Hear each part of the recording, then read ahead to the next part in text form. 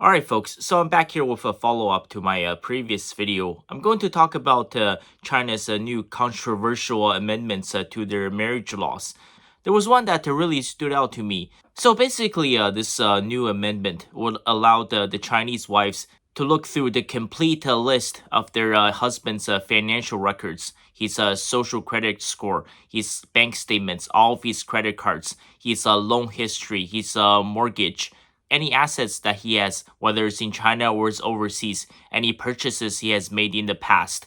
Now, with this amendment, the Chinese woman has 100% access over the man. Basically, the husband is the wife's bitch now. You don't know what's crazy about this? Okay, the Chinese husband, they're not allowed to do this to their wives. Okay, so the Chinese wife's financial history is 100% confidential, and if the guy, let's say, tried to hire a detective or he tried to hack into her phone or her computer, he could be facing charges for this. And people wonder why a marriage rate is so low and divorce rate is so high. Like, are you absolutely out of your mind? And I do believe this whole movement was generated by the global elites, because these elites, they're anarchists and they want to destroy the entire world. Okay, I'm going to repeat something once again to all of you ladies out there that want equality. You keep saying that men make way too much money. Oh, you're facing job place discrimination.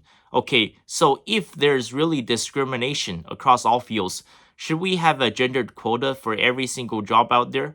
I'm talking about the people who are working at factory making plastics. What about the worker that's on the oil rigs? What about the garbage collection workers? What about the bricklayers? What about the plumbers or electricians? And one more thing, you say that men make way too much money, but yet in every single relationship, no woman will ever agree to 50-50. Okay, if any guy ever brings that up, okay, that's a deal breaker for 99% of women. Okay, so ladies, your money is your money. Your man's money is our money. Okay, I've never ever seen a woman that's willing to provide for her man. Okay, ladies, let me ask you something. You meet the most perfect man in the world. Okay, this guy is tall, he's good looking, he's athletic, he has a charming personality, checks every single box. But he works as a cashier at KFC, making $25,000 a year.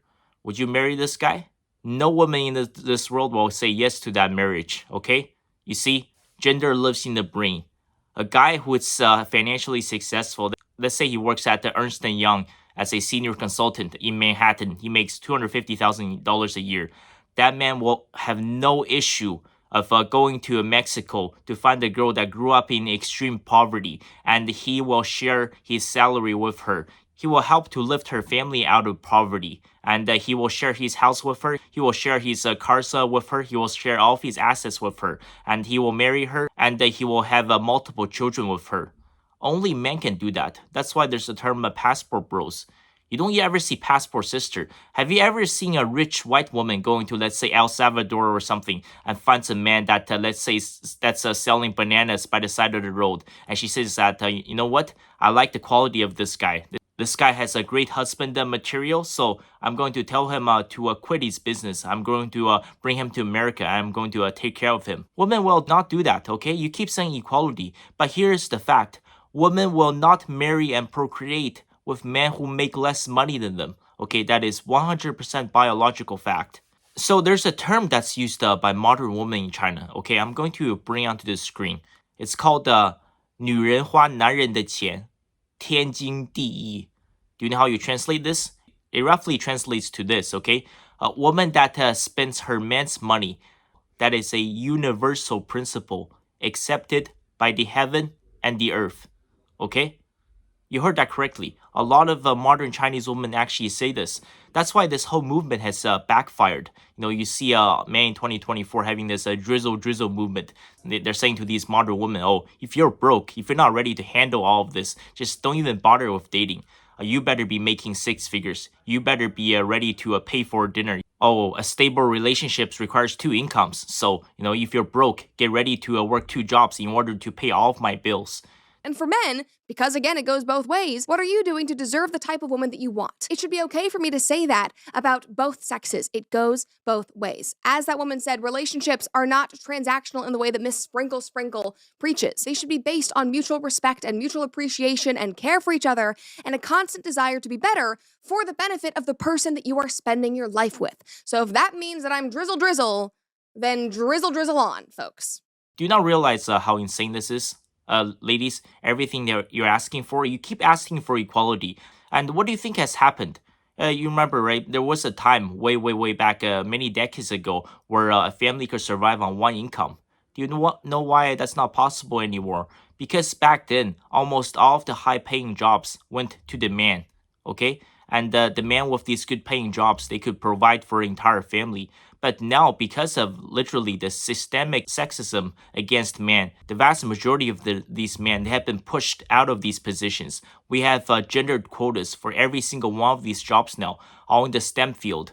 So there's less money for men to make. Every single woman out there wants her man to make six figures, but now half of these jobs have been occupied by women. And guess what, ladies? Okay, if a man makes $200,000 a year, he's going to finally say that I can finally provide for a woman. I can finally find a wife. I can finally start a family. Do you know what happens when a woman makes $200,000 a year? That woman dies alone. She's going to either get a cat or get a dog. She's going to drink some wine, maybe eat some cheese on the weekends. You're going to end up alone like Chelsea Handler or Jennifer Aniston. Almost every single successful career woman will die alone. Look at Taylor Swift, right? She's turning 35 soon later this year. Soon she's going to be infertile. She's going to die single, alone, childless, and never married. That's just a biological fact. It is because that woman will never ever marry down. When a woman makes $200,000 a year, she will only date men who are making $250,000 a year or above. So your dating pool shrinks to less than 1% of the population, which leaves you with very few choices. And trust me, ladies, no man out there will ever want to date or marry a successful career woman because these women are extremely alpha and extremely masculine, and they will constantly bitch and argue and fight with their man. I've seen this my entire life. My mom was a successful career woman and she's been divorced 6 times. She filed for every single divorce, okay? Gender is a biological fact.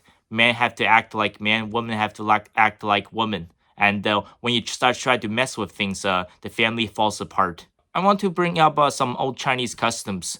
I'm sure every one of you has heard of Confucius. There's a famous Confucius saying. This has been passed down for thousands of years, okay? So basically, for every single family, you have something called xiao. So xiao roughly translates to a devotion to your family. So every single family, you have 3 devotions. And the number one devotion you have is for you to have children. And more importantly is that your number one devotion is not just having children to pass down your bloodline. The number one devotion is that you have to have a son. Which partly I don't agree with Confucius, but there's a point to this. See this character here?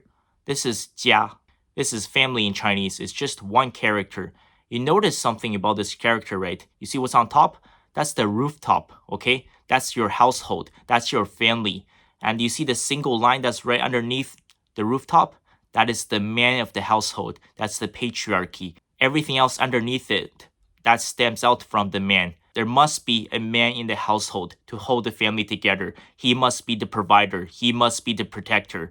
And everybody else, the woman, the children must follow the man. That is the only way society can work. And right now, in the modern society, we have completely abandoned the concept of the nuclear family. When family falls apart, society falls apart. Just look at what happened to Black America. That's why you have all of these gangsters, all of these rappers, all these drive-by shootings every single day. Over 90% of my family has been divorced at least once, okay? I grew up without either parents. I grew up without a father. I grew up without a mother. And in every single instance, it was the woman that filed for divorce. I've lived my entire life being surrounded by these single, divorced, miserable women who are constantly always bitching. They're constantly cucking men. They're saying that all men are assholes, all men are cheaters, all men are wife beaters, all men are abusive. Ladies, where are you going to take some accountability? So all of these divorces, okay, you filed for all of them. So it's all the guy's fault, okay? So you had absolutely nothing to do with it. and you keep complaining about that there's no good man, but yet you keep filing for all of these divorces. So perhaps it's a blessing in disguise that I'm 31 years old, that I haven't been on a single date. Perhaps it's much better to live the rest of my life alone and just be in peace.